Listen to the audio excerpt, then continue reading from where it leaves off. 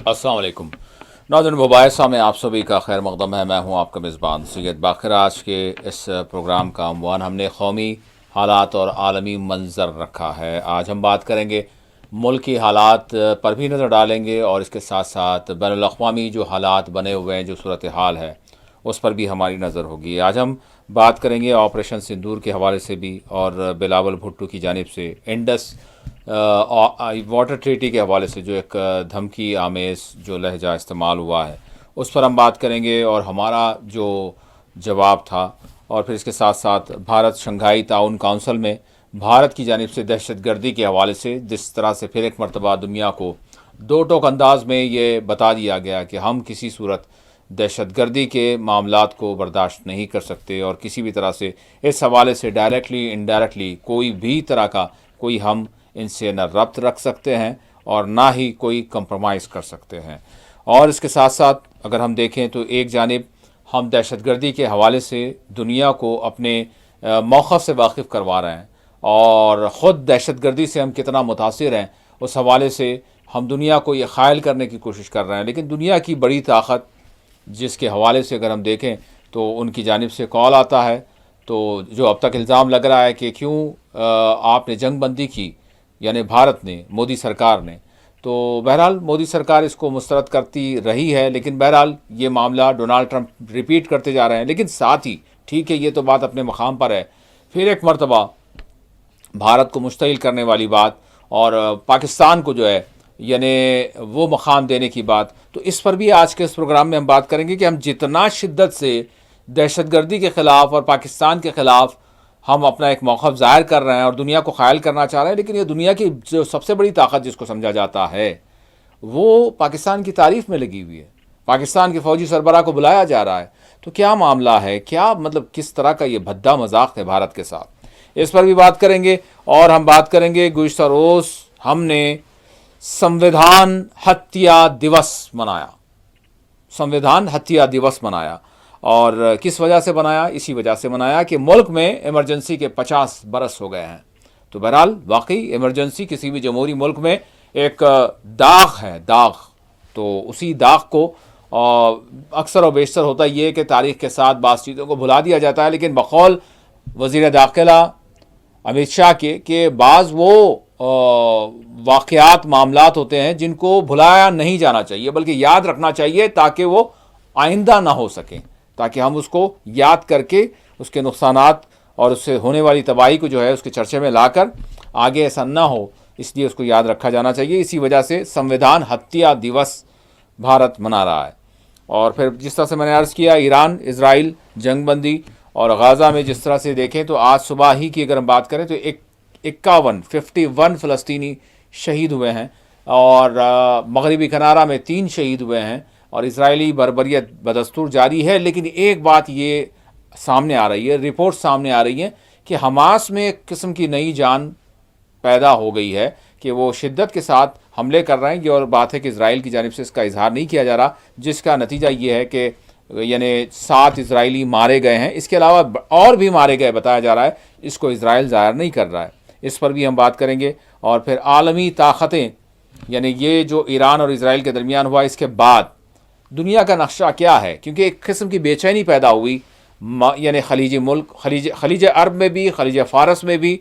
उसके बाद एक किस्म का एक पाउस आया है। लेकिन क्या ये पाउस जो है यानी थोड़ा सा रिलैक्सेशन का, ये मुस्तकिल रहेगा या अब भी खतरात बरकरार हैं, क्योंकि यूक्रेन का मामला जारी वो सारी है। मेरे साथ इस वक्त जुड़ चुके हैं सीनियर सहाफ़ी सियासी तजियाकार वाहिद नसीम साहब। वाहिद साहब अस्सलाम वालेकुम। जी वालेकुम अस्सलाम। वाहिद साहब, सबसे पहले मैं चाहूँगा कि हम अपने देश से आगाज़ करें और देश से आगाज़ करेंगे, उसके बाद फिर हम खारिजा जो फ़ॉरेन पॉलिसीज़ हैं उस पर भी जाएंगे। देश से आगाज़ तो यही है कि गुज़िश्ता रोज़ हमने संविधान हत्या दिवस के तौर पर उस दिन को मानून किया और 50 बरस हो गए हैं इमरजेंसी के। वाकई किस तरह के हालात थे, जिसमें चाहे वो प्रधानमंत्री के बकौल हो, चाहे हमारे वज़ीर दाखिला के बकौल हो, कि मुल्क को एक जेल खाना बना दिया गया था और एक हत्या कर दी गई थी हमारे जो है संविधान की। तो वाकई जो है भूल कर आगे बढ़ने का दिन हो सकता है क्या वो, वाहिद साहब? देखिए, इमरजेंसी लगाई गई थी, इसमें तो कोई दो राय नहीं है ना कि इमरजेंसी लगाना गलत था। जी। मगर इसमें एक एक कॉल दी गई थी जिसकी वजह से इमरजेंसी लगाई गई थी, जिसमें सिविल नाफरमानी का ऐलान जो है वो कर दिया गया था जी। जेपी की तरफ से। जयप्रकाश नारायण ने जिस तरीके से ये ऐलान किया था कि गद्दी खाली करो कि जनता आती है, ये नारा दिया गया था। हम्म। इसमें महत्वपूर्ण बात ये नहीं थी कि गद्दी खाली करो, डेमोक्रेसी में इस तरह का आंदोलन चलाया जा सकता था। मगर जो कॉल दिया गया था ना सिविल नाफरमानी का, और इसके बाद में फौजियों को ये कह दिया गया था कि सरकार का कहना न माने, यानी बगावत के लिए उकसाना। तो स्थिति शायद जो भी रही हो या उसका बहाना बनाया गया हो, मगर सेंटेंस बोला गया था और ये कॉल दिया गया था कि आज की तारीख में भी अगर मान लिया कोई ऐलान करे कि हमारी फौज को हमारे ये जो सरकारी दफ्तर हैं उनको सरकार का या मोदी सरकार का हुक्म मानने से इनकार कर देना चाहिए, तो मेरे ख्याल से मोदी जी को भी इमरजेंसी का ऐलान करना पड़ेगा। क्योंकि कोई माफ कर रहा, अगर यहाँ तो यहाँ तक ये हालात है फिलहाल, क्या सरकार के खिलाफ अगर कोई लफ्ज आप बोलते हैं तो आप पर मुकदमे हो जाते हैं। इवन नेता प्रतिपक्ष होने के बाद भी अगर आप कुछ बोलते हैं तो आप पर इतने मुकदमे कर दिए जाते हैं। तो बेसिकली अब ये फ्रीडम ऑफ स्पीच या फिर जो जेल बंदी या फिर मुकदमात है वो कर तो आज भी जारी है। मीडिया को उस वक्त जो है पूरी तरह से धमकाया गया था, उनको मतलब उन पर मुकदमे भी किए गए थे, उनको बंद भी किया गया था। मगर इस तरह की सूरत हाल की शिकायतें तो आज भी मौजूद है। तो बात ये है कि कम है कि ज्यादा है वो एक अलग मैटर है। फिर भी इमरजेंसी का ना उसका समर्थन किया जा सकता, और इमरजेंसी जैसे हालात अगर आज पैदा होते हैं तो उनका भी समर्थन नहीं किया जा सकता। तो मैं ये जरूर है कि अगर ऐसी बात मनाई जा रही है, मैं भी जश्न मनाऊं, आप भी जश्न मनाएं, सब मनाएं, मगर फ्रीडम ऑफ स्पीच को जिंदा रहने दें। ये ना करें कि भाई एक आदमी ने अगर कोई बात कही तो उसके घर पे आप बुलडोजर लेकर पहुंच जाएं, और दूसरे आदमी ने इसी तरह की कोई बात कही तो उसके गले में फूल माला पहनाएं। तो इंसाफ का राज या कानून का जो राज होता है ना, उसको भी कायम करें। सिर्फ एक कानून का सहारा लेकर इमरजेंसी लगाने की निंदा करना और उसके खिलाफ जश्न मनाना सिर्फ इसलिए कि उसमें आरएसएस के लोगों को भी जो है साथ में, बल्कि इसमें तो बिना आरएसएस के लोगों को ज्यादा कैद किया गया था, पकड़ा गया था। शाहिद सिद्दीकी साहब जो अखबार निकालते थे नई दुनिया या दरियागंज में, उनके बाकायदा उनके प्रेस को जला दिया गया था। बहुत सब कुछ हुआ था उसमें। तो जो उनके इंदिरा गांधी के दोस्त समझे जाते थे उन पर भी एक्शन किया गया था। अब ये एक अलग मुद्दा है कि उस वक्त जो है ये पर्टिकुलर किसी एक आदमी के नहीं बल्कि पूरे जो सत्ता के खिलाफ थे उनके खिलाफ इमरजेंसी लगाई गई थी, और इमरजेंसी में जो भी इमरजेंसी के अधिकार है उनका इस्तेमाल किया गया था। तो ये बिल्कुल एक कानून जो है, मैं ये कहूँ कि कानून की हत्या थी वो तो अलग बात है, मगर फ्रीडम ऑफ स्पीच और डेमोक्रेसी में डेमोक्रेसी को खत्म करना ये गलत काम था, जिसका समर्थन मैं बिल्कुल नहीं करता हूँ। देखिए आपने जिस तरह से पर्टिकुलर एक जिस तरह से आपने जो बात कही है और जो आपने इमरजेंसी लगाने की आप मजम्मत भी कर रहे हैं, और साथ ही साथ इमरजेंसी किस वजह से लगाई गई थी उसका आपने इब्तदा में जिक्र भी किया, तो लेकिन बात तो यही है ना, इमरजेंसी लगाना गलत था, लेकिन इमरजेंसी लगानी क्यों पड़ी? क्योंकि कुछ ना कुछ मुखालिफत थी। कुछ ना कुछ मुखालिफत से मुराद ये थी कि शायद लोगों को इतना बज़्ज़न कर दिया गया था, इतना वजन कर दिया गया था, ये भी बात उससे जाहिर हो रही है। लेकिन आज तो ऐसी बात नहीं है कि अगर वैसा होता तो जब अगर जनता में या फिर किसी में भी, किसी भी वर्ग में या फिर किसी भी डिपार्टमेंट में अगर नाराज़गी थी तो इतनी, यानी इस बात को जाहिर कर रही थी कि लोग जो है उठ खड़े होने के लिए तैयार थे। आज तो ऐसी बात अगर होती तो आज भी होता। आज भी वही जनता है, आज भी वही लोग हैं, आज भी वही फौज है, आज भी वही पुलिस है। यूपी में 6 महीने के लिए कोई भी आंदोलन करने पर बैन लगा दिया गया है, इसे आप क्या कहेंगे? नहीं, वो तो फिर ये तो योगी सरकार से पूछना होगा ना कि वहाँ पर कोई ऐसे मतलब कोई तो शोरिश पैदा करने वाले एलिमेंट्स हैं जो आज हम देख रहे हैं सरहदात से लेकर यानी कि अंदर तक घुस आए हैं। तो आज की नौयत अलग है, तो उस लिहाज से एहतियाती तौर पर किया जाता है। चलिए मान लिया, मैंने सिर्फ सवाल पूछा, बात खत्म है। आप जवाब दें, योगी सरकार या फिर जश्न मनाने वाले, ये एक तरफा कि हम जिसको सही कहें वो सही और हम जिसको गलत कहें वो गलत, यही एक तौर और तर्ज अमल जो है वो चल रहा है, पूरी दुनिया में चल रहा है। और ये सिर्फ हम देश की बात ना करें, क्योंकि पूरी दुनिया का यही रद्द अमल है। इसलिए मैंने सिर्फ एक तरफा नहीं, बल्कि जो हकायक है और जो पत्रकारिता की जिम्मेदारी है, जो आजादी की जब छीन ली गई, जब इमरजेंसी लगा दी गई, पत्रकारों के हमारे जो है संस्थान जला दिए गए, हमारे पत्रकारों को बंद करके मारा गया, कोई उनके पूछने वाला नहीं था। तो ऐसे हालात में जब खामोश लोग नहीं रहे, तो क्या मेरे जैसे लोग आज खामोश रह सकते हैं? ये संभव नहीं है। नहीं, ये तो आप खुद सबूत दे रहे हैं। देखिए, आज खुले मंच से के साथ ये प्लेटफॉर्म लाइव है, इस वक्त सारे देश में जहां जहां भी देखा जा रहा है, आप आराम से बोल रहे हैं। तो इससे बढ़कर आज़ादी क्या चाहिए आपको? आप क्यों फिर गिले शिकवे करते हैं? नहीं, देखिए, इमरजेंसी के हालात नहीं है, मैंने कब कहा? नहीं, मतलब जो बोलने की आज़ादी पर जो सवाल खड़े किए जा रहे हैं, मगर बहुत सारी चीजों पे देखिए, एक चीज है, अगर हम इंटरनेशनल इंडेक्स में देखते हैं, अगर हम वर्ल्ड के इंटरनेशनल सिनेरियो में वर्ल्ड की सबसे बड़ी डेमोक्रेसी कही जाने वाली, मदर ऑफ डेमोक्रेसी कही जाने वाली चीजें जो है या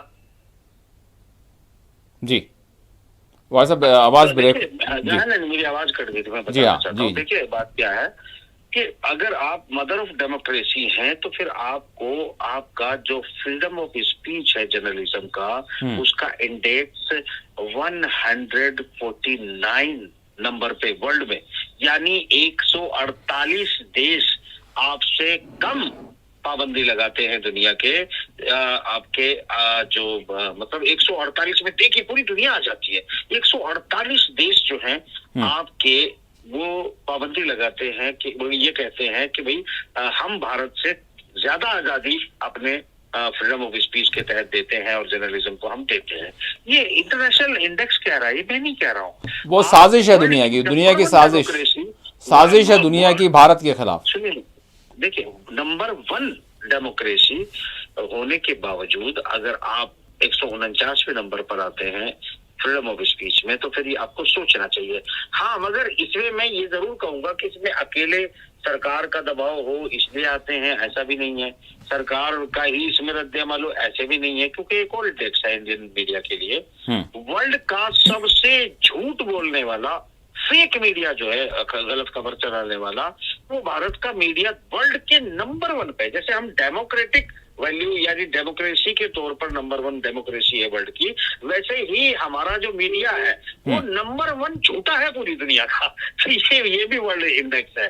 तो इसमें ये महज इत्तेफाक इसे कह ले या फिर जो भी, अगर कोई इतना झूठ बोलता है मीडिया, तो अगर सरकार उस पर कोई पाबंदी लगाती है और उसकी चूड़ी कोई टाइट करती है, तो वो भी गलत नहीं है। क्योंकि अगर वर्ल्ड का इंटरनेशनल इंडेक्स ये कहता है कि जो भारतीय मीडिया है वो दुनिया में इतना झूठ बोलता है कि उसके नीचे कोई है ही नहीं, पहले नंबर पे है, तो फिर तो कुछ पाबंदी लगाना भी जरूरी हो जाती है। तो दोनों ही बातें हैं। तो इस मेन बातों को ध्यान में रखते हुए शायद ये डेमोक्रेसी और ये सब जो अफसाने हमने अभी गाए, इन्हें छोड़ के हम रियल मुद्दों की तरफ बात कर रहे हैं। ठीक है भाई साहब, ठीक है, कभी और करेंगे, कभी इस हवाले से बात आपसे बिल्कुल तफसीली, और एक ही प्रोग्राम करेंगे। अब हम बात करते हैं दहशतगर्दी के हवाले से, क्योंकि दहशतगर्दी के मामले में यानी ऑपरेशन सिंदूर जो ख़त्म नहीं हुआ है, जारी वो सारी है।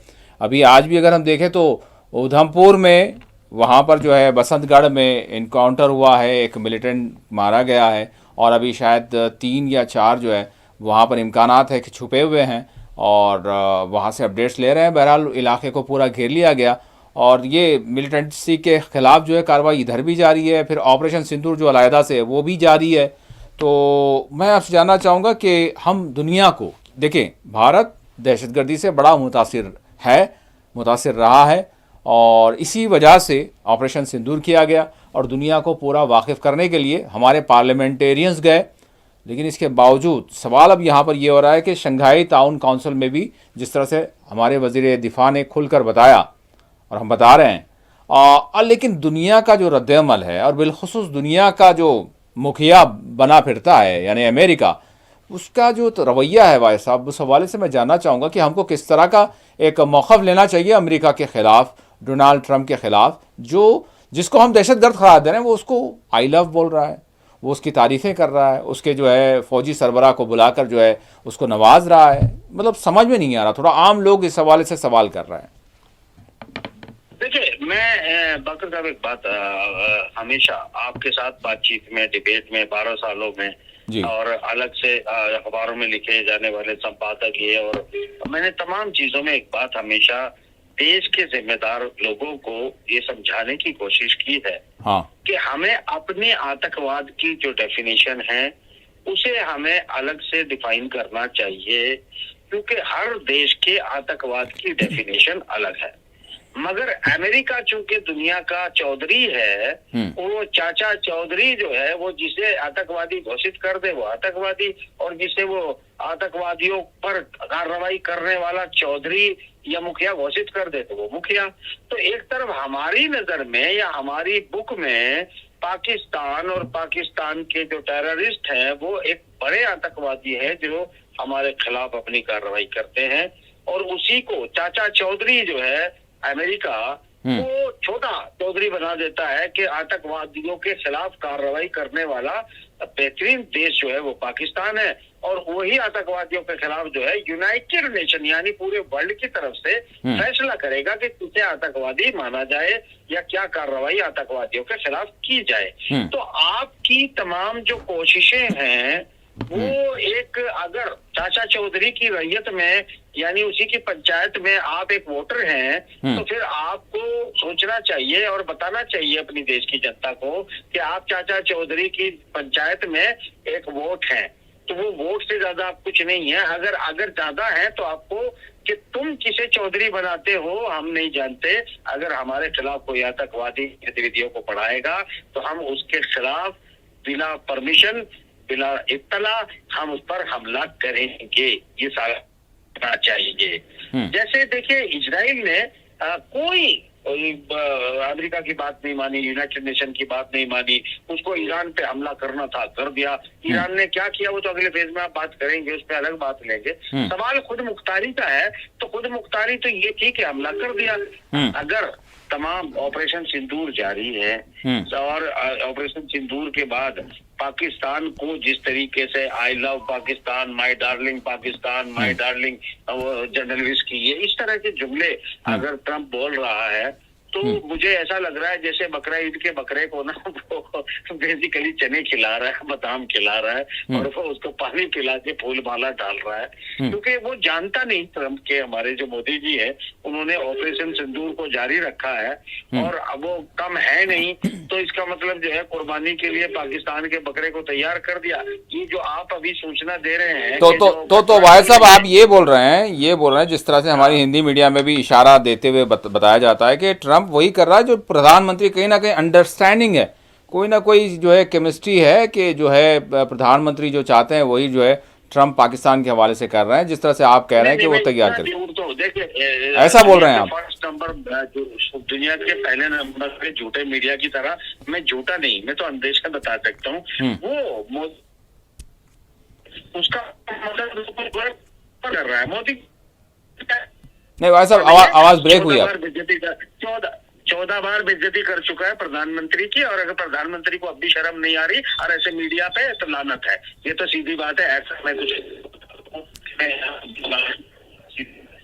नहीं, देखिए आपकी आवाज़ ब्रेक हो रही, शायद नेटवर्क थोड़ा सा डिस्टर्ब हो रहा है, लेकिन आप जो कह रहे हैं कि मतलब डोनाल्ड ट्रम्प ने जो बार बार कहा है कि मैंने कहा कि बार बार पाकिस्तान से भी कह दिया, हिंदुस्तान से भी कह दिया कि अगर आप दोनों न्यूक्लियर देश हैं और अगर दोनों आपस में लड़ते हैं तो ये बहुत बड़ा डिस्ट्रक्टिव होगा और फिर मैं आपसे जो है ट्रेड नहीं करूँगा। तो फिर दोनों ने कहा नहीं, ये उनके अल्फाज है। आज की भी जो रशिया टुडे और दीगर जो है सभी में आई तो उसमें उन्होंने जो कहा कि मैंने इस तरह से कह दिया, और फिर दोनों ममालिक ने कहा कि नहीं हम ऐसा नहीं करेंगे और हम जो है सीज फायर करते हैं। फिर देखिए एक बात है बाकर साहब, बात बड़ी सीधी सी है कि इजराइल जैसा नाफरमान देश भी अगर ट्रम्प ने कहा चलो बंद करो और अपने जहाज और अपने पायलट को वापस बुलाओ तो नेतन्याहू को बुलाने पड़े, और ईरान को कहा, जो ईरान ये कहता था कि मैं उन्हें बिल्कुल खत्म करके ही मानूंगा, और जब ट्रम्प ने कहा चलो ये सीज फायर हो गया तो सीज फायर पर 1 सेकंड से पहले ईरान भी राजी हो गया। तो ये बात कहना कि आप राजी नहीं हुए हैं, तो आप ये बताएं कि आप राजी तो नहीं हुए हैं। ऑपरेशन सिंदूर भी जारी है और इस वक्त जो हमले हैं आतंकवादी वो भी हो रहे हैं। तो फिर आप आप तो कह रहे हैं ट्रम्प की, आप मान नहीं रहे हैं, तो फिर इस देश को बता दें कि आपने जो है जो पाकिस्तान के कहने पे युद्ध बंद क्यों कर दिया। आप बता दें कि ट्रम्प वो बड़ा कि पाकिस्तान का डीजीएमओ बड़ा है, ट्रम्प के कहने पे तो आपने बंद नहीं किया, और पाकिस्तान के डीजीएमओ के कहते ही सारा आपने बंद कर दिया। और बंद कर दिया तो किस शर्त पे कर दिया? क्या वो दोबारा आतंकवादी हमला नहीं करेंगे? और अगर इस वक्त जब हम बात कर रहे हैं आतंकवादी अटैक चल रहा है, तो फिर मोदी जी इस देश को या ट्रम्प को या इस लानत भरे मीडिया को क्या मुंह दिखाएंगे? और अगर मुंह है ही नहीं तो मैं क्या करूं? अगर इनके कोई मुंह ही नहीं है तो मैं क्या करूं? अब ये सोचे कि मैं चाटुकारिता करने लगूं, ये सब बातें करूं कि तुम्हारी छोटी मोटी तारीफ करूं, ये नहीं। अगर ये किया है तो पाकिस्तान पर तुरंत अटैक करो, निपटाओ उनको, और ये बताओ कि हम ट्रम्प को मानते हैं ना पाकिस्तान को मानते हैं। और अगर ये नहीं करते तो बताओ कि तुम डरपोक और बिलों में बैठे हो। बकवास बंद करो, ये जो ड्रामेबाजी है इसको बंद करो। या तो देश को दिखाओ, देश की जनता को बताओ कि हम में ताकत है, हम पाकिस्तान को जवाब दे सकते हैं, या फिर ये चुनावी ड्रामेबाजी को बंद करो। आप कांग्रेस की बोली बोल रहे हैं? किसकी बोली बोल रहा हूँ? कांग्रेस की। ये तो वाइट रेजिम की बोली है। कौन होती है कांग्रेस? कांग्रेस को कभी देखा होगा? मैंने कभी भाव दिया है क्या? मैं जानता नहीं हूँ क्या? अलबत्ता ये पूरा का पूरा गेम क्या है, मैं उसका डिप्लोमेटिक अर्थ भी जानता हूँ, जियो पॉलिटिक्स का अर्थ भी जानता हूँ, आने वाले अंजाम को भी जानता हूँ। और बस बाकी मैं कह नहीं सकता। तो अच्छी हमारे यहाँ फैक्ट्रियों में दवाइयाँ ठीक बनती हैं, बस इससे ज्यादा मैं क्या कहूँ, वो अलग बात है। ये सब कहने के अफसाने जबानी चमड़े की जबान से जहाज उड़ाना अलग बात है, और जमीन पर हकीकत में बदलना अलग बात है।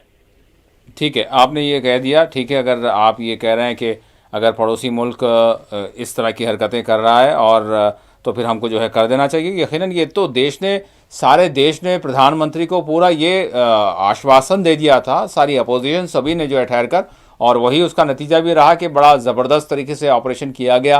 और यानी पाकिस्तान में जितने ठिकाने थे जहाँ जहाँ हमारे टारगेट्स थे, उसी तरह से जैसे अमेरिका कह रहा है कि ईरान में उसने किया, वैसे ही हमने भी किया है। अब उसके बाद अब अगर देखें आप, अमेरिका भी रुक गया, इजराइल भी रुक गया, तो ऐसे भारत भी बड़ा देश है, तो उसने अपनी जो कार्रवाई करनी थी कर दी। उसके बाद फिर मौका दिया जा रहा है। मौके से मुराद ये है कि अगर फिर होता है तो फिर करेंगे, फिर बड़ी कार्रवाई करेंगे। इसमें मतलब कौन, मतलब आपसे ये कह दिया गया है, ख़त्म कर दिया गया? नहीं ख़त्म किया गया, किया जाएगा, हमला किया जाएगा। हो सकता है अभी ना सही, आगे किया जाएगा। और अगर कोई बात बढ़ती है तो फिर शदीद मैं कह रहा हूँ देखिए, आगे करे, आगे के आगे करे, पर अभी क्यों गा रहे हो? फिर करना है तो करे, नहीं करना है तो गाए मत ना। तो गाते हो तो फिर लगता है चुनाव के लिए वो गा रहे हो। भाई अगर आपने अभी खबर दी, मुझे नहीं पता क्योंकि मैं ट्रैवल में हूँ, मैं अपडेट नहीं हूँ। क्या आज जो है जम्मू कश्मीर में कहीं कोई आता? हाँ बिल्कुल बिल्कुल, उधमपुर के अगर हुआ है तो फिर संदूर क्या दुकान पे से खरीदने गए हो क्या? नहीं भाई, वो तो बात ये है कि जो मिलिटेंट्स हैं उनके तो है मौजूद जहां पर हैं, उनको तो किया जा रहा है, ट्रेस किया जा रहा है, सर्च ऑपरेशन चल रहे हैं जी। ये ऑपरेशन मिलिटेंट के खिलाफ है। हमने कहा हमने पाकिस्तान के खिलाफ हमला किया है? हमने ये हम दावा किया है कि हमने टेररिस्टों के खिलाफ जो है हमला किया और टेररिस्ट के साइटों को डिस्ट्रॉय किया है। हमने फुल फ्लेश वॉर का ऐलान भी नहीं किया, पाकिस्तान की मिलिट्री जो सिस्टम है उन पर भी हमला नहीं किया है। और ये सब बातें करने के बाद अगर आज फिर हमारी धरती पर वायलेशन हो रहा है पाकिस्तान और को चाचा चौधरी अमेरिका टेररिस्टों का चौधरी बनाकर उनकी अदालत का जज बनाकर अगर पेश कर देगा दुनिया में, तो भारत इस बात को मान लेगा क्या? और अगर मान लेगा तो चमड़े की जबान बंद करो भाई।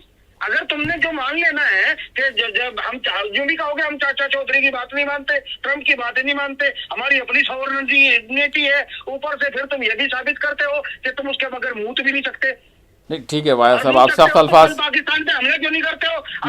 अगर आज आतंकवादी हमला फिर से हुआ है तो पाकिस्तान के पर ईद वगैरह थोड़ी हो गया। अगर नहीं हुआ है तो पाकिस्तान पे आज की रात हमला क्यों ना हो, ये बताए ना आप।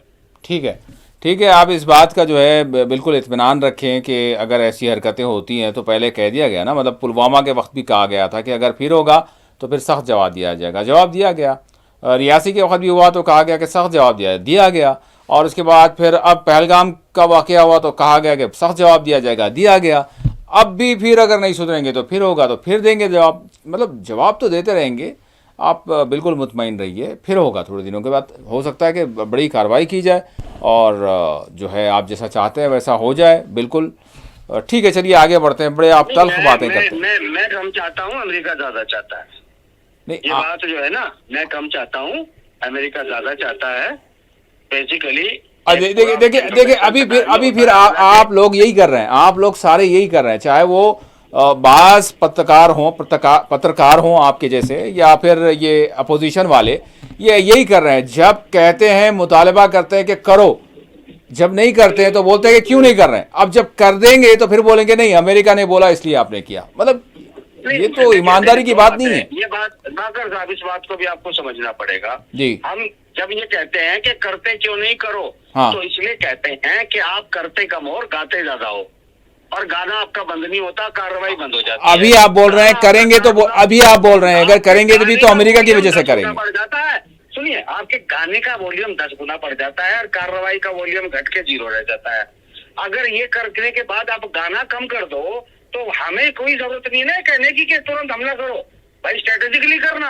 अगर आप हर मंच पे खड़े होकर कहोगे ये कर देंगे, तो फिर मैं ये कहूंगा भाई कर क्यों नहीं रहा, डर गया क्या?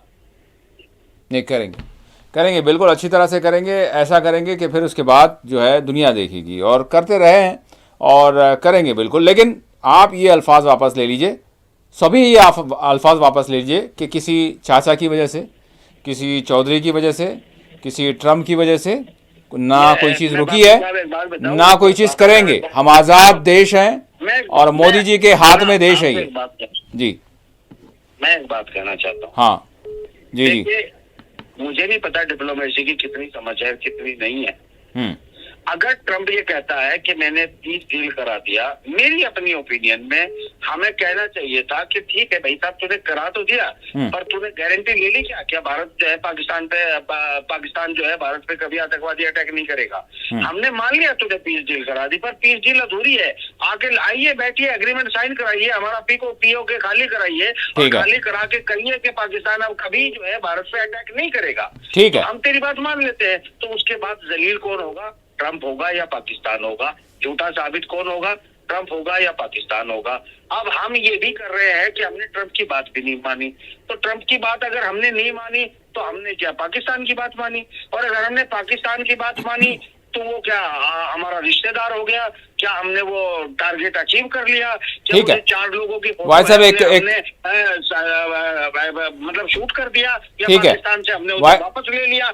ये बहुत सारे सवाल उठते हैं। ठीक है भाई साहब, एक ब्रेक लेंगे। ब्रेक के बाद हमें जो है कश्मीर से अपडेट मिल रहा है, उधमपुर से शायद मतलब कार्रवाई जारी थी, उस हवाले से शबनम फैयाज भी हमारे साथ जुड़ रहे हैं। नाज़रीन, एक छोटा सा ब्रेक लेंगे। ब्रेक के बाद कश्मीर की भी बात करेंगे, क्या सूरत हाल है, और फिर इसके साथ साथ जो आलमी मंजर है उस पर भी हमारी नज़र होगी। एक छोटा सा ब्रेक लेंगे, ब्रेक के बाद ज़रूर अपडेट्स के साथ हाजिर होंगे।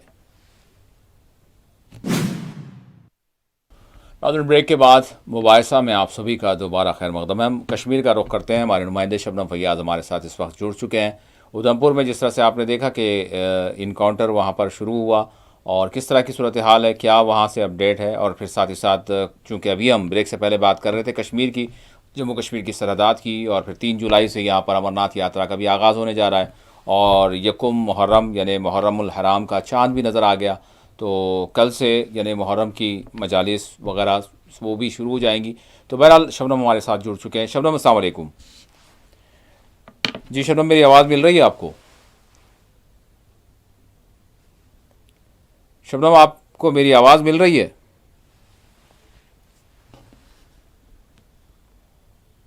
शायद राब्ता मुनक़ता हो गया है हमारा। हम दोबारा उनसे राब्ता करेंगे ज़रूर।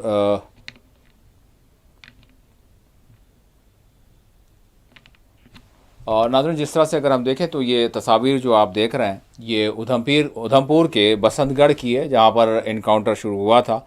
और हमारी आखिरी इतलात तक ये है कि वहाँ सारा इलाका यानी मुहासरे में ले लिया गया, जिसमें एक मिलिटेंट को मार दिया गया। और बहरहाल हमारे साथ शबनम जुड़ चुके हैं गालिबन। जी शबनम, मेरी आवाज़ मिल रही है आपको? बिल्कुल आ रही है।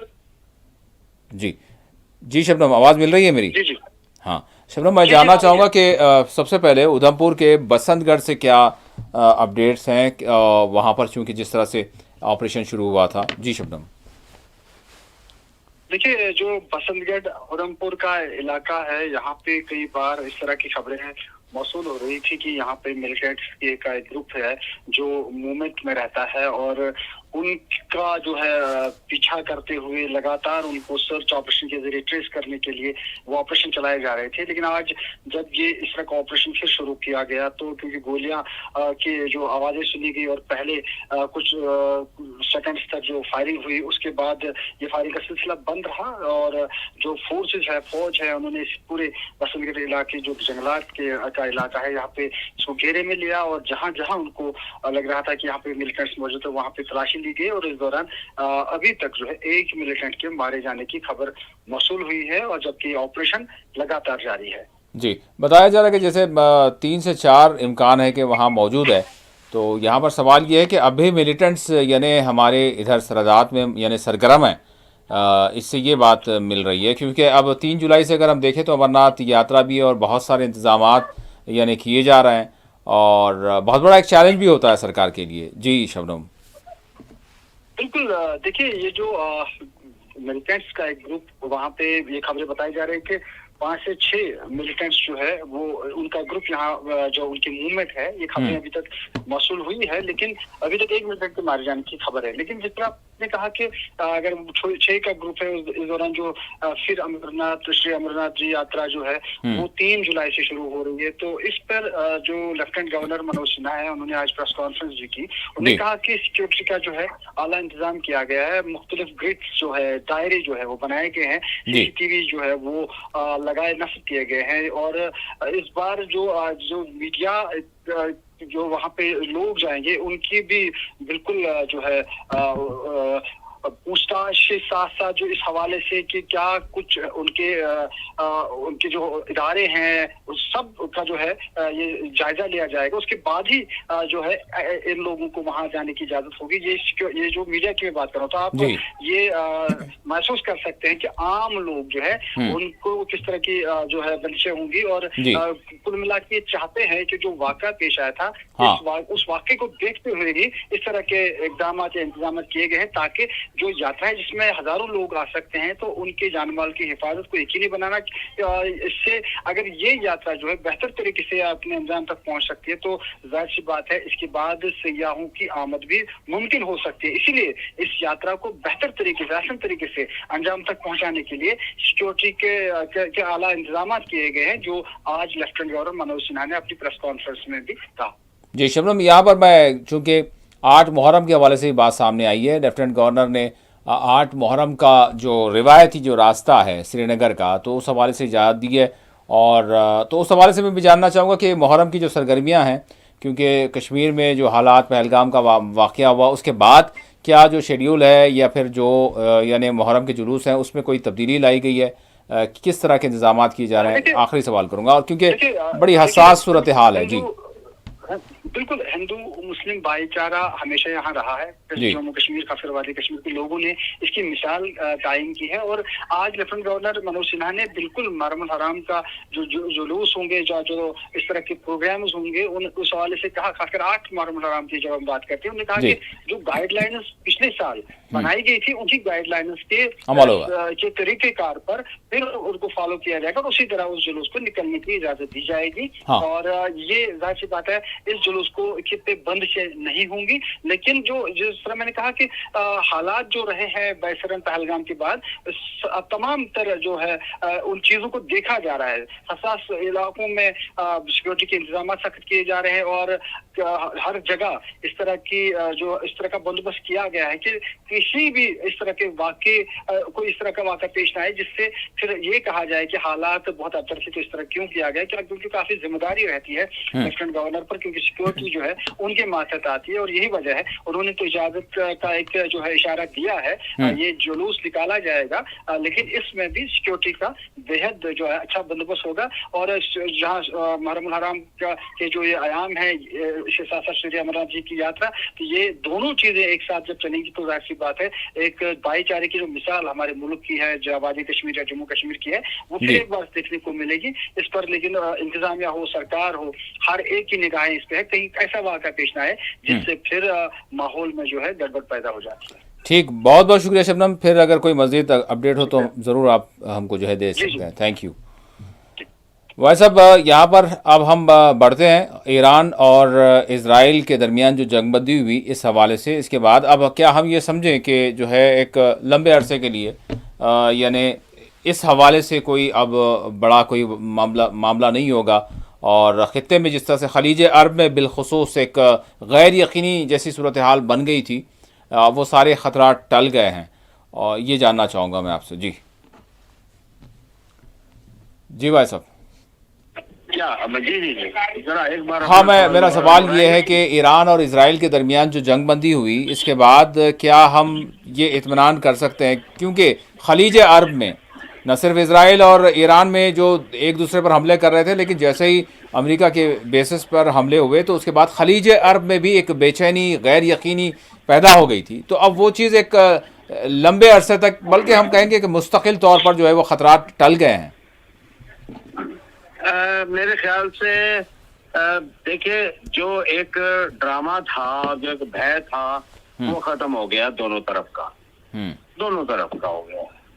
एक तरफ ईरान की तरफ से भी ये बात, ईरान को हालांकि एक नीति के तहत, एक 1996 के डॉक्यूमेंट के तहत पूरी तरह से ईरान को कोशिश की गई थी ये साबित करने की कि वो कुछ भी कर देगा, मगर इजराइल जो है वो दुनिया को फना कर देगा, ये भी एक ड्रामा किया गया था। तो मेरे ख्याल से दोनों बातें जो हैं उनकी हवा निकल चुकी है, और दोनों ने खुद जो है युद्ध विराम की यानी पीस डील की बात की है, और दोनों ने एक्सेप्ट किया है, और दोनों को भारी नुकसान हुआ है। इसमें मैं बाकर साहब एक बात कहना चाहता हूँ। देखिए, इसमें ट्रंप का एक अहम किरदार रहा है, और ट्रंप का ये जो किरदार है ये मेरे ख्याल से आगे बाइशे जिक्र रहेगा पूरी दुनिया में जब भी कूटनीति या भू राजनीति की बात होगी, क्योंकि ये जो एपिक सेंटर है ये परमाणु युद्ध के लिए बनाया गया था। यानी यहाँ पर किसी तरीके से अमेरिका को घसीटा जाए, और घसीटा जाकर जो है वो पूरी तरह से परमाणु युद्ध दुनिया में छेड़ दिया जाए। क्योंकि निश्चित रूप से जब बहुत बड़े हमले ईरान पर किए जाएंगे और अमेरिका द्वारा किए जाएंगे, तो अमेरिका के हमलों की जरूरत इसलिए थी कि जो अरब ममालिकों में देश हैं, जैसे कतर पर हमला किया गया, ऐसा ही हमला बहरीन पर, कुवैत पर, सऊदी अरब पर, सब जगह ईरान को करना पड़ेगा, और ईरान के समर्थकों को करना पड़ेगा। यहाँ से थर्ड वर्ल्ड वॉर दो हिस्सों में बंटकर पूरी दुनिया को बांट देगी। मुझे लगता है ये पूरा का पूरा प्लान जो है वो फ्लॉप हो गया है, और इसको फ्लॉप करने में मेरे ख्याल से 98% जो रोल है वो ट्रंप का है। ठीक है भाई साहब। तो अच्छा एक बात भाई साहब, ट्रंप को आप 98% देकर आप इस बात की तायद कर रहे हैं कि नोबेल प्राइज का मिलने का जो है हकदार है, तो आप जो है इस बात की आप भी जो है तायद कर रहे हैं। यानी हम तो ये कहेंगे कि हमारे लिए तो चाहिए ये कि काश के वो प्रधानमंत्री हमारे नरेंद्र मोदी के लिए तजवीज़ कर दिया जाता किसी ना किसी तरह से। मतलब यहाँ पर ट्रंप किस तरह से बाजी ले जा सकता है, ट्रंप कभी कुछ, लेकिन आप भी वही कह रहे हैं कि 98% ट्रंप को जो है इसका श्रेय जाता है, यानी नोबेल प्राइज पक्का है। नहीं, ट्रंप को दुनिया को वर्ल्ड वॉर से बचाने का श्रेय जाता है। मेरे हाथ में हो तो मैं 100 नोबेल पुरस्कार जो है ट्रंप को दे दूं। देखिए, बड़ी चतुराई से ट्रंप ने किया क्या है वो आपको समझना पड़ेगा। ट्रंप ने बड़ा कमाल किया है, और ये जो अच्छा इसमें एक थोड़ा सा एक सीधा सा सवाल, आम लोग है, हमारी जनता है, उनका जो है हक बनता है सवाल करने का, तो उसको इजाजत मिलनी चाहिए। हम इतने बड़े जमहूरी मुल्क हैं, प्रधानमंत्री का इसमें नाम क्यों नहीं आया? मतलब क्या वजूहात, क्या पैरामीटर होता है? मतलब लोग क्या नहीं जानते ना, तो वो पूछ रहे हैं कि हमारे प्रधानमंत्री इतने बड़े देश के और इतना सारी दुनिया में उनका सम्मान होता है, इनके लिए नोबेल पीस प्राइज क्यों नहीं मिल सकता? इनके लिए इनका नाम तजवीज़ कोई मुल्क क्यों नहीं कर सकता? देखिए, होना चाहिए था। होना चाहिए था। मैं इनकार नहीं करता। उनका नाम आम लोग कह रहे हैं, उनकी मोहब्बत है, उनकी मोहब्बत। सुनिए ना, जी जी, देखिए उन्होंने क्या किया है। एक तो ये कि पाकिस्तान पर सिर्फ एक लिमिटेड स्ट्राइक की है।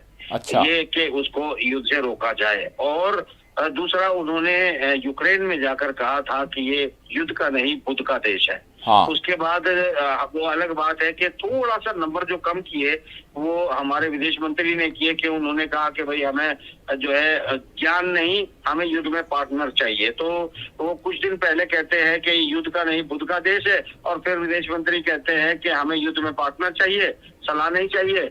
तो ये कुछ थोड़े से कॉन्फ्लिक्ट की वजह से ना ये 98 और 97 का फर्क आ रहा है थोड़ा सा ना। अच्छा। तो जो 97 कोशिश थी आपकी और आपकी डेमोक्रेसी और प्रधानमंत्री जी की, वो 97 नंबर रह गई है, ट्रंप की 98 नंबर चली गई, क्योंकि उसने ना पीस करा दिया है। अब एक बात है कि अगर हम किसी तरीके से पाकिस्तान को दोबारा सबक सिखा के ये साबित कर दें कि अगर हम पीस डील करेंगे तो अपनी मर्जी से करेंगे, ना कि ट्रंप को नोबेल दिलवाने के लिए। तो अपनी मर्जी से अगर हम पीस करेंगे, क्योंकि पाकिस्तान को हम कभी भी मरोड़ सकते हैं, तो उसे मरोड़ दे और उसको तोड़ दे और उसके बाद उसे छोड़ दे और फिर ये कहे कि देखो हमने पीस डील कर दी है, तो इस पीस डील के हिसाब से 100 के 100 नंबर मोदी जी के हो जाएंगे। इनको नोबेल पुरस्कार मिलना चाहिए। आप भी कोशिश करें, मैं भी करता हूँ। हाँ बिल्कुल, ये तो होना चाहिए, मोदी जी का हक है। आप 97, 98 कर रहे हैं यहाँ पर, तो मतलब 95, 94, 93, 74, 72, 65 उस पर भी मतलब प्रधानमंत्री का नाम नहीं आ रहा, तो लोग बेचैन हैं, लोग बेचैन हैं। तो इसी हवाले से मैंने सवाल किया। जैसे आप मुझे सवाल करोगे ना तो मैं ऐसी जलेबी तलूंगा तो जो है ये जलेबी ऐसे तलूंगा, इसको सीधा भाई साहब हो जाएगा। देश सीरियस, देश सीरियस है भाई साहब, सीरियस सवाल है, सीरियस सवाल है, सीरियस सवाल था मेरा भी। लोगों की जो है उनकी उमंगों को देखते हुए बिल्कुल था, मेरा हक बनता था। लोगों के सवाल अगर सामने आते हैं कि ये एक सवाल हो रहा था, सोशल मीडिया पर भी सवाल हो रहा था, प्रधानमंत्री नरेंद्र मोदी का नाम क्यों नहीं आ रहा है। ट्रंप के दोस्त भी हैं वो, बल्कि उससे बड़ा पल्ला है जी। आप थोड़ा सा चलिए, मैं सीरियस बात कर रहा हूँ, मैं भी सीरियस हूँ जी। आप जनाब जी, आप एक बात बताइए मुझे जी, क्या हमने सिर्फ और सिर्फ जो है जिस तरीके से हमने डेलीगेशन भेजा, अपने साथ बुलाया, हमें क्या जो पीस डील है वो यूक्रेन के और रूस के बीच में नहीं करवानी चाहिए थी? क्या हमें इजराइल और ईरान के बीच में दखल नहीं देना चाहिए था? क्या हमें दुनिया भर में जहां भी अफ्रीकन देशों के अंदर डिस्टर्बेंस है उनके खड़े होकर उनकी अगुवाई नहीं करनी चाहिए थी कि हमें शांति की तरफ जाना है? हमारा क्या, चलो हमने नहीं किया, तो क्या दुनिया को हमें नहीं पूछना चाहिए था किसी भी जगह के, आइए भाई साहब भारत के वासियों आप भी आइए और इसमें शामिल होकर हमारे साथ कोशिश करिए कि शांति प्रक्रिया चल रही है, इसमें आपका स्टेक क्या है? कहीं तो आपको जो अभी नाटो का समिट हुआ वहां आपको बुलाना चाहिए था। जो आपको जब भी यूनाइटेड नेशन में पीस डील होती है तो भारत के स्टेक को जो है प्रायोरिटी पे रखना चाहिए था कि भाई जो है वो क्या गाजा में हम अगर बैकआउट कर जाएंगे या वॉकआउट कर जाएंगे कि फलस्तीन और इजराइल और या ईरान के मुद्दे पे हम वोट किधर भी नहीं करेंगे, तो फिर आपका जब कोई आपका स्टैंड ही नहीं है तो आप किस बात के लिए, मतलब आप घर में बैठने के लिए जो है नोबेल पुरस्कार मांग रहे हो क्या? आप जो है वॉकआउट कर जाओगे, आप वोट किसी के हक में करोगे ना विपक्ष में करोगे। मतलब जब आप ये खुद ही कह रहे हैं कि आपकी कोई औकात नहीं है, हम तो कुछ नहीं, अपने घर में बैठे हैं अपने, और उसके बाद आपको शांति, खुद के शांति पे रहने का ये कहिए कि हम अपने घर में चादर ओढ़ के शांति से रहते हैं इसलिए हमको नोबेल पुरस्कार दे दो पीस का, तो बहुत अच्छी बात है। बाकी मजाक करना बंद करो बस। नहीं, मैं सीरियसली बोल रहा हूँ। स्टैंड को आप भूल रहे हैं। हमने कुछ दिन पहले ही, मेरे ख्याल से 22 को शायद, कुछ इंटरनेशनल योगा डे हमने मनाया था, तो उस वक्त प्रधानमंत्री ने कहा था कि ये योगा वो है, इसको अगर सारी दुनिया वाकई अपना ले तो सारे मसाइल जो दुनिया के हैं वो हल हो जाएं। दैट्स इट, हम पैगाम देते हैं। मैंने कहा आप योगा पे मांगे ना, योगा नोबेल प्राइज, आप उसका नाम दीजिए, एक नया क्रिएट किया जाएगा, नोबेल योगा प्राइज जो है वो मिलना चाहिए। भारत का योगा है, पूरा विश्व उसको मना रहा है, तो चलिए इससे आगे बढ़ जाते हैं। कम से कम देखिए एक यूनाइटेड नेशन में आगे बढ़ जाते हैं भाई साहब। नोबेल वालों को जो नोबेल देते हैं ना, उन्हें एक नया शुरू करना चाहिए, योगा नोबेल प्राइज, तो वो आपका उस पर दूसरा किसी का हक नहीं करता। ठीक है, इससे आगे बढ़ जाते हैं भाई साहब। ठीक है, अब यूक्रेन की तरफ जाते हैं। यूक्रेन के हवाले से जानना चाहूँगा, यूक्रेन में मामला मतलब सुलझ नहीं रहा है, वो ज़्यादा जो है शिद्दत के साथ यानी व्लादिमीर की पुतिन की जानिब से हमले हो रहे हैं, उधर से भी। क्या आपको कुछ लग रहा है कि मतलब कोई राह निकलती हुई, या क्या चल क्या रहा है एक्चुअल? हालांकि डोनाल्ड ट्रंप ने वहाँ पर वो भी तो ख़त्म करवाना पड़ेगा, अगर डोनाल्ड ट्रंप वाकई लेना चाहते हैं तो वो जंग भी जो है वो तो शदीद है, वो रुकनी चाहिए। अगर वो नहीं रुकती है तो किस तरह से, मतलब किस बुनियाद पर इनको मिलेगा, वो भी रुकना चाहिए। क्या वजह है कि नहीं रुक रही है? जी भाई साहब। देखिए मैं आपको बता दूं, देखिए जनाब मैं आपको बताता हूँ कि किस तरीके से जब ये जो बात कर रहे हैं ना कि आप यूक्रेन वॉर में नहीं रुकती, आप जानते हैं कि MI6 ने मोसाद के साथ मिलकर, जो कि तर्ज अमल एक ही है, बहुत बड़ा अटैक रूस के अंदर किया गया, जिसके जो परमाणु बॉम्बर्स जो लेकर चलने वाले उसके हैवी एयरक्राफ्ट थे उनको डिस्ट्रॉय किया गया। एक आतंकवादी अटैक वहां पर किया गया और सेम उसी तरह का जो अटैक है वो ईरान के अंदर हुआ। सेम पैटर्न था, यानी दोनों में सिमिलरिटी थी कि जगह जगह पर बनाए गए थे, वहीं से बाहरी की जरूरत नहीं पड़ी, अंदर से हमले हुए और भारी नुकसान पहुंचा। तो ये सब बातें होने के बावजूद जो एक मौका था उकसावा करने का ट्रंप के पास, उसने नहीं किया। अभी जी इस पागलों की तरह जो है जेलेंस्की जाता है, उसकी कोई मदद नहीं करता और जेलेंस्की को ये तर्ज किया जाता है सबसे ज्यादा अगर कोई ड्रामा और कॉमेडियन नजर आता है उसके सूट पहनने को। हाँ, या कि जैतून की शर्ट छोड़ के सूट पहन के जो आ गया है ये यहाँ पे बिना हैंडल का सूटकेस लेके, यानी पैसे ठगने। अब इसकी कोई सुनने वाला नहीं है और ट्रंप ने उससे मिलना और उसे उसके साथ जो है ज्यादा बकवास करना मुनासिब नहीं समझा। अब एक वो जो रूस के खिलाफ अमेरिका ने घड़ा गया प्लान जो उसे खत्म करने के लिए, उसकी अर्थव्यवस्था को तोड़ने के लिए, इवन पूरे पूरब को खत्म करने के लिए, यूरेशिया और ग्लोबल साउथ को डिस्ट्रॉय करने के लिए इतना बड़ा खतरनाक प्लान था। अगर ट्रंप ने उसको उसकी धार को कुंद कर दिया है, उसको मतलब एक टीथलेस बना दिया है, ऐसे कंडीशन में लाने को क्या आप ये नहीं मानते? और बड़ी तेजी से जब ये ईरान का और इजराइल का वॉर चल रहा था तब ट्रंप के और पुतिन के बीच में 2 बार बातें हुई और इस बीच में ये बातें हुई कि बड़ी तेजी से आगे बढ़ी हैं रूस की सेनाएं और बहुत स्ट्रेटेजिकली उसके तमाम मिसाइल भंडार और तमाम चीजों को उड़ा दिया है रशिया ने। यानी इधर इजराइल और ईरान के आपसी हमले चल रहे थे, उधर सफाए पे लगा था रूस। ये एक मौका देने का काम जो है ट्रंप ही कर रहा था। तो सवाल ये है कि ट्रंप ने दुनिया में अमन लाने का, शांति लाने का जितना खेल खेला है, और क्या कर रहा है ट्रंप? ट्रंप जानता है कि पूरी दुनिया में MI6 के, CIA के और मोसाद के एजेंट हर घर में बड़े बड़े हैं। ये गद्दारों की दुनिया है, यहाँ शैतानों का राज है पूरी दुनिया पे। और इन शैतानों के बीच उस इंसान को राइट इंडिकेटर देके कभी गाड़ी लेफ्ट मोड़नी पड़ती है, कभी गियर की बैकलाइट जलाकर गाड़ी में टॉप गियर लगा के आगे भागना पड़ता है, कभी टॉप गियर की फुल लेंथ लाइट जलाकर जो है वो अपना बैक गियर लगा के चलना पड़ता है। वो जानता है कि हर तरफ शैतान है और इनमें बच के निकलना और इस दुनिया को बचाना आसान काम नहीं है। और जो मूर्ख उसे मूर्ख बता रहे हैं उन्हें अपने दिमाग का इलाज करवाना चाहिए या फिर चुप होकर बैठना चाहिए। जियोपॉलिटिक्स, राजनीति और खबरों की दुनिया में वो निहायत छोटे बच्चे और जलील किस्म के लोग हैं।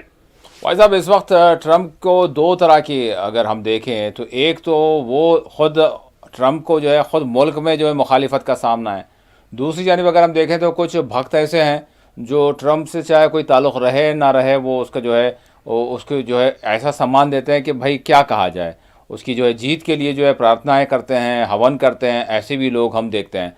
और दूसरी जानिब वो हैं जो मुखालिफिन हैं, जो ये कहते हैं कि भाई ये सारी चीज़ें जितनी भी हो रही हैं जो भी है तो फिर उसका ये राइट बनता था, वो अगर चाहे तो बहुत कुछ कर सकता था, लेकिन वो जिस तरह से यूक्रेन में आप बात कर रहे हैं कि करने की कोशिश कर रहा है या फिर ये यहाँ पर कर दिया, वही गाज़ा में जो है वही ज़ालिमाना जो है मौक़िफ़ है, जिस तरह दीगर अमेरिकी सुदूर का है वही ट्रंप का है, बल्कि उसे हम ज़्यादा देख रहे हैं।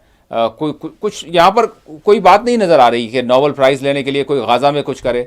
तो किस एतबार से आप जो बोल रहे हैं वो बात जो है ऐसा लग रहा है कि जो ट्रंप के जो जितने फ़िलहाल जो उसकी भक्ति में लगे हुए हैं जो उसको बोल रहे हैं उसी तरह की आपकी बात लग रही है, समझ में नहीं आ रहा। जी ऐसा देखिए, मैं जो बात कर रहा हूँ ना बाकर साहब, आपको एक बात समझनी पड़ेगी। जी ठीक है, आपका एंगल दूसरा है आपका एंगल, लेकिन हाँ जी, मैं उस हकीकत की दुनिया की बात कर रहा हूँ जिसे आपको समझना चाहिए। वो जो आप समझेंगे तब आपको ये बात समझ में आएगी कि देखिए ये जो वार इस वक्त चल रहा है ना, आप जानते हैं कि इस वार के बारे में तो आपके साथ मैंने बहुत पहले डिस्कशन किया था जी। ये वो वार है जिसके बारे में हम बहुत पहले जिसकी प्रेडिक्शन कर चुके हैं। ये प्रेडिक्शन जो है वो है। आप पुतिन से ज्यादा मार्क्स दे रहे हैं ट्रंप को? नहीं, ट्रंप को दे वो काम किया। देखिए एक बात सुनिएगा, 21 बार जानलेवा हमले हो चुके हैं अभी तक व्लादिमीर पुतिन पर, और 2 बार डायरेक्ट और 1 बार इनडायरेक्ट इसी दौरान ट्रंप को मारने की कोशिश की गई है और उस पर बाकायदा राइफल चलाई गई है। उसका अल्लाह ने बचाया कि उसके कान पे गोली लगी। अगर उसका चेहरा सीधा का सीधा रह जाता तो कनपट्टी के ठीक उस जगह पे गोली लग रही थी कि जहां दुनिया का कोई डॉक्टर उसे बचा नहीं सकता था। यहाँ अगर ट्रंप इतना ही पागल है, ट्रंप इतना ही गैर जिम्मेदार है, तो ट्रंप को मारने के लिए अमेरिका की डीप स्टेट जिस पर सीधा इल्जाम लगा रहा है ट्रंप, आखिर वो क्यों तुले है? क्या वो नहीं कह रहा है कि जॉन एफ कैनेडी को मारने वाले ये लोग हैं? आज खबर आ रही है और सवाल पूछे गए हैं टिकर कार्सन द्वारा जो है नेतन्याहू से कि नेतन्याहू तुझे कैसे पता था कि 9/11 की बिल्डिंग जो है वो अब गिरा दी जाएगी और वो पहले ही तुझे कैसे खबर थी? ये वो लोग हैं जो दुनिया में आप ये देखिए, मेरे देश के लोग बेचारे, उनकी कोई गलती नहीं। यहाँ तथाकथित पत्रकार और तथाकथित कलमकार और बुद्धिजीवी जो दुनिया की सबसे जलील और जाहिल कौम है इस देश में, सारों को बोल रहा हूँ मैं, जो तुमसे उखड़ता हूँ उखाड़ लेना, तुम सबसे ज्यादा जाहिल गंवार और जलील लोग हो जिन्हें यही नहीं पता कि दुनिया में चल क्या रहा है। हम इत्तेफाक नहीं करते, इन अल्फाज को डिलीट कर दिया जाए। ये पहले ही पागल थे और पागल बना दिया। हम इख्तिलाफ करते हैं आपके इन जुमलों से। ये तो सुन लो ना, नहीं तो मैं आपको भी बोलूंगा फिर। नहीं, हम आपके इन जुमलों से इख्तिलाफ करते हैं। सीधी बात ये है, देखिए इस 140 करोड़ पागलों के नहीं, हम इसको कबूल नहीं करते भाई साहब, इस तरह से नहीं बोलना चाहिए, इस तरह से ना बोले। आप बोलने नहीं देते। नहीं, आप देखें, आप पुतिन की बात, हम पुतिन की बात कर रहे हैं, ट्रंप की बात कर रहे हैं, इस एतबार से तो मतलब पुतिन को मिलना चाहिए। पुतिन का भी बहुत बड़ा किरदार रहा। आप आज तक जो है पुतिन की जो यानी काम रहे हैं उस हवाले से आपने कहा है, अब अचानक से आप ट्रंप को जो है शिफ्ट कर रहे हैं सारा मामला। आप मेरी बात सुने, देखिए पुतिन क्या है वो समझे आप, पुतिन कौन है उसे भी समझे आप।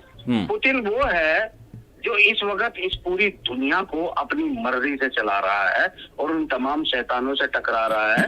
हालांकि वो टकराकर 21 बार हमले झेल चुका है। उसे वो इन अवार्डों से, नोबेल पुरस्कार और फला से ना बहुत ऊपर की चीज है।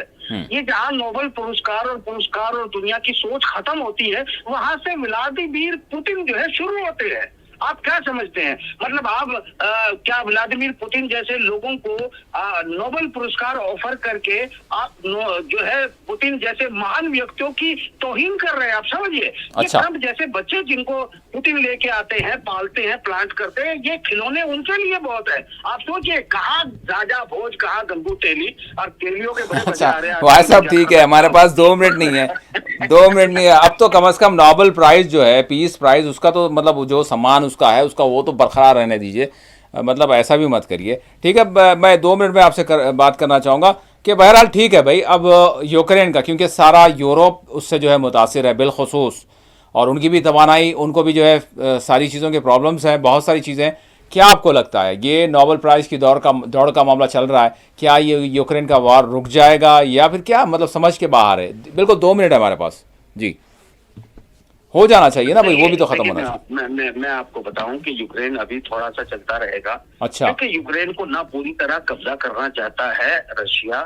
हालांकि अगर ये जो गेम अभी ईरान से शुरू हुआ था और ईरान के अंदर से जो कुछ निकला, अगर ये ना निकलता और ईरान को और जो एक मौका था, जो एज हासिल हो चुकी थी, अगर उस एज पे 2 कदम और बढ़ जाता तो फिर यूक्रेन को खत्म कर लिया जाता। यूक्रेन को एक बहुत ही खतरनाक किस्म के मछली के कांटे में लगा हुआ चारा इस्तेमाल कर रहा है व्लादिमीर पुतिन। वो इसको जीतेगा क्यों? क्योंकि तमाम यूरोप को कंगला कर दिया, उनको मजबूर कर दिया कि वे ट्रंप के सामने घुटने टेकें, ट्रंप को प्लांट कर दिया। ये सब यूक्रेन की बदौलत हो रहा है। 6% की, मतलब आप सोच सकते हैं कि अमेरिकी डॉलर के मुकाबले रूस की जो करेंसी की वैल्यू है 46% बढ़ चुकी है। ये पता है आपको? जी जी। ये डॉलर के मुकाबले 46% मजबूत हुई है रूस की जो करेंसी है, यानी उसकी इकोनॉमी बढ़ी है, उसके करेंसी की जो वैल्यू डाउन थी वो ऊपर आई है। वो तो उसे एक हथियार की तरह इस्तेमाल कर रहा है। ठीक है, चंद लोग जो है वो बेचारे चीजें कहता हूँ ना, ये यहाँ के पत्रकार। ठीक है, छोड़ दीजिए, बख्श दीजिए भाई साहब, ठीक है। अच्छा, मतलब ये कम से कम ये गारंटी होगी कि ठीक है यूक्रेन से कहीं और तो नहीं बढ़ेगी, ठीक है, अगर ये खत्म नहीं होती है तो ना सही, लेकिन पोलैंड है। नहीं, माफ करना, पूरी तरह से, जिस तरह से बॉर्डर लाइन पर फिनलैंड और स्वीडन और इन सब लोगों ने जो है लैंड माइन बिछानी शुरू कर दी है, जो कि नाटो के और रशिया के बीच के मुआहदे की मुखालफत है। ऐसे में जो वो कुछ अपनी बाउंड्री को एक जो लैंड माइंस है उनसे बिछाकर और सिक्योर करने की कोशिश कर रहे हैं, ये रूस के खिलाफ एक उकसावा है। बाकर साहब, मैं आपको एक बात बता रहा हूँ, अगर आने वाले दिनों में अमेरिका के अंदर अराजकता बढ़ जाती है, जो कि बढ़ेगी जी, और अमेरिका अगर बिल्कुल भाई साहब वक्त हो गया है, इजराइल तो वहां रहेगा नहीं, रहेगा, हमें इसी भी बता रहा हूँ। तो इसका मतलब फिनलैंड और स्वीडन से होके लंदन तक आने वाली इन सबको जो आज ये ख्वाब देख रहे हैं कि हम सब मिलके जो है रूस को घुटने टिकवा देंगे, लिख के देता हूँ, स्टाम्प पेपर लिया और साइन भी करता हूँ और अंगूठा भी लगाता हूँ। ठीक है, ये यूरोप भी दे के बैठेंगे और किसी का कुछ नहीं उखाड़ पाएंगे। ठीक है, बाकी ये अल्ले गल्ले पिल्लों के ना मेरे से बात मत किया करो, कुछ अच्छी बातें किया करो। आइंदा प्रोग्राम